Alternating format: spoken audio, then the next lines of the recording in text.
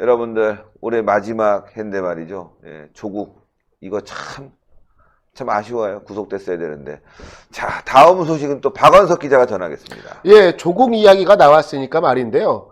조국의 한때는 절친한 친구였지만 지금은 그 누구보다 조국을 비호하려고 말도 안 되는 소리를 늘어놓고 있는 친문 네티즌들의 말 그대로 뚝배기를 깨는데 가장 앞장서고 있는 사람이 바로 이 진중권 아니겠습니까? 진중권이 달라진 이 내용을 저희 시청자분들에게도 알려드리려고 합니다. 좌파 논객 진중권, 조국 사태 국면을 맞이하여 연일 조국을 싸고 도는 친문 지지층의 행태를 공개 비판하고 나섰습니다. 조국과 진중권은 서울대 82학번 동기고요. 조국의 처 정경심과 진중권은 같은 동양대 교수로 함께 재직을 한 사이입니다. 네. 즉 조국 일가족과 진중권이 친분이 두터움을 우리가 예상할 수가 있습니다. 그런데 이러한 진중권이 나서서 통렬한 내부 비판을 하고 있는데요. 이 진중권의 내부 비판에 유시민과 공지영 등 친문 진영이 강력히 반발하고 있습니다. 진중권이 이 친문을 비판하면서 많은 어록들을 생산해냈습니다. 진중권이 지난 26일에는 유시민과 김어준을 겨냥해서 다음과 같은 비판을 했습니다. 우리 사회에는 음모론을 생산해 판매하는 대기업이 두 군데 있는데 하나가 유시민의 알릴레오고 나머지 하나는 바로 김어준의 뉴스공장이다라며 유시민의 꿈꿀레오와 김어준의 개꿈공장은 일종의 판타지 산업, 즉 한국판 마블 혹은 성인용 디즈니랜드라고 비판을 했습니다. 사실 재밌네. 유시민의 알릴레오 같은 경우 대표적인 가짜뉴스 생산지라는 비판을 받고 있는 것 아니겠습니까? 또한 김어준의 뉴스공장 같은 경우도 수많은 가짜뉴스를 생산하여 우리 국민들로부터 많은 비판을 받은 바가 있는데요. 그래도 친문 진영 네티즌들에게는 많은 인기를 끌었던 것도 사실입니다. 여기에 대해서 같은 진영에 속해 있던 진중권이 꿈꿀레오와 개꿈공장으로 부른 겁니다.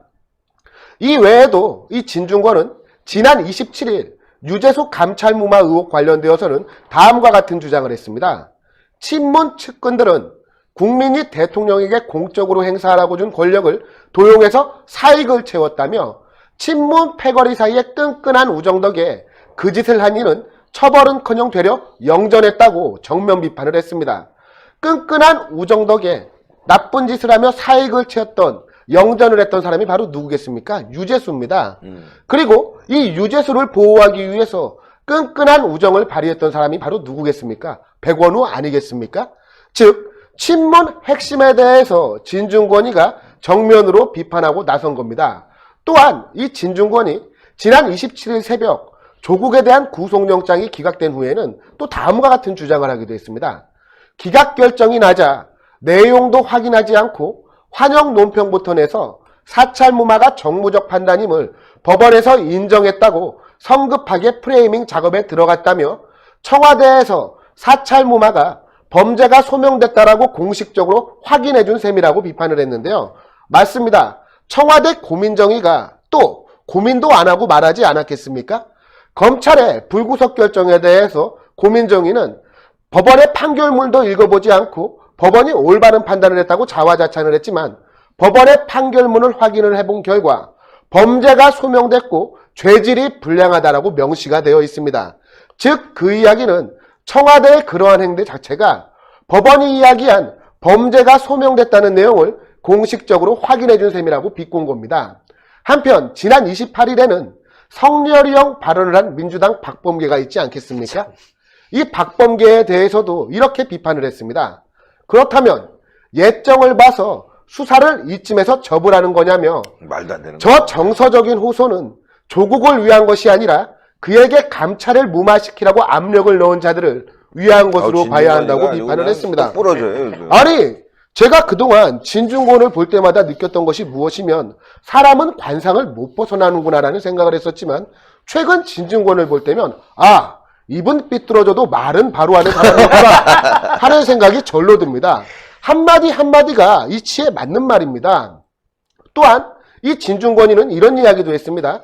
청와대의 울산시장 선거 개입 의혹에 대해서도 만약 사실로 밝혀질 경우에는 그 파장이 앞의 사건과는 비교할 수도 없을 정도로 클 것이라며 여당의 중진 의원이 저렇게 박범계지요.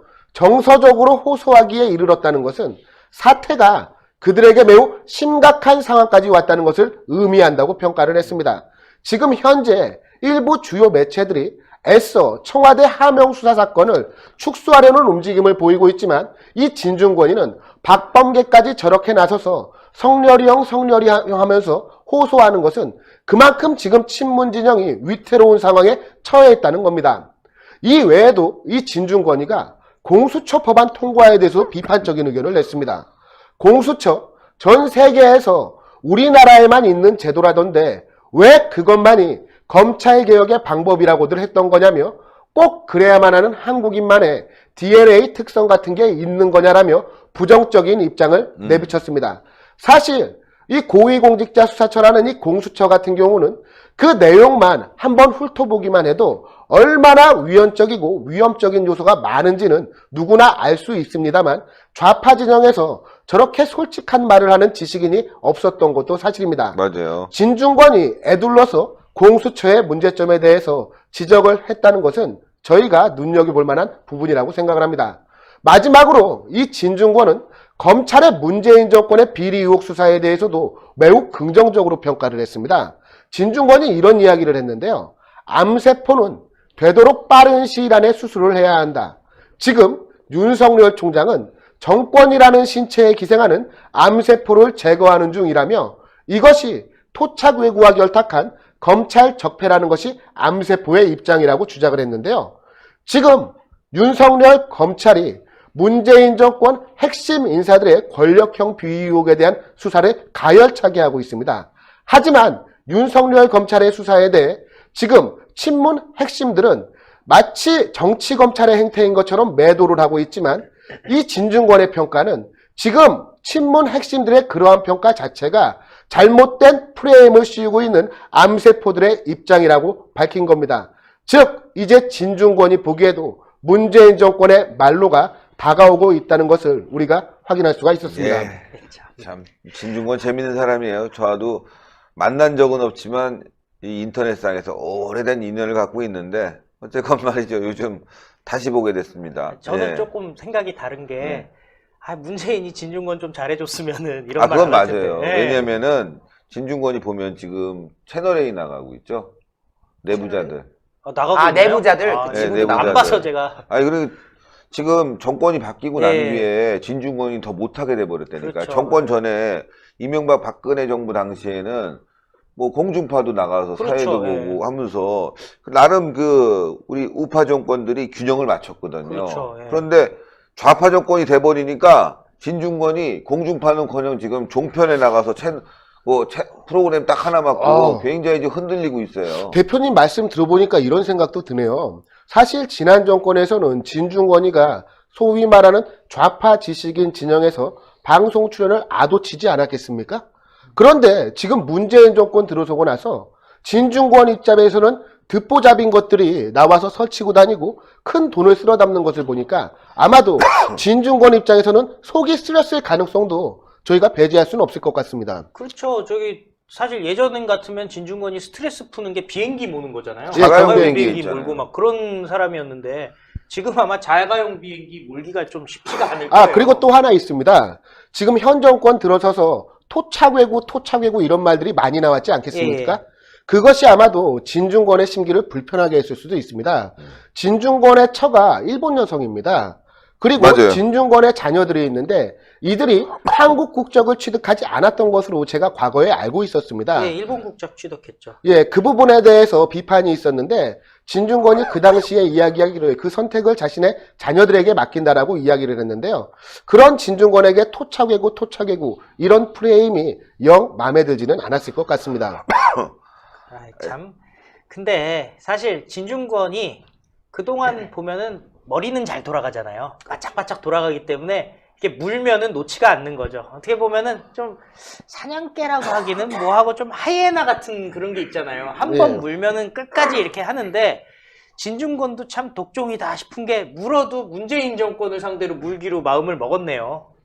하여튼 뭐 진중권 씨 앞으로 어떻게 될지 저희가 지켜보도록 하겠습니다. 신의 한 수의 구독, 좋아요, 알림 방법입니다.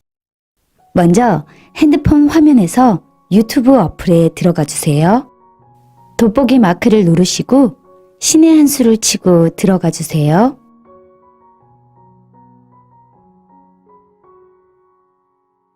보실 영상을 눌러주세요. 아래의 구독 버튼을 눌러주세요. 그럼 종 모양이 나옵니다. 그 종 모양을 눌러주시면 신의 한 수의 새로운 영상들이 알림이 울립니다.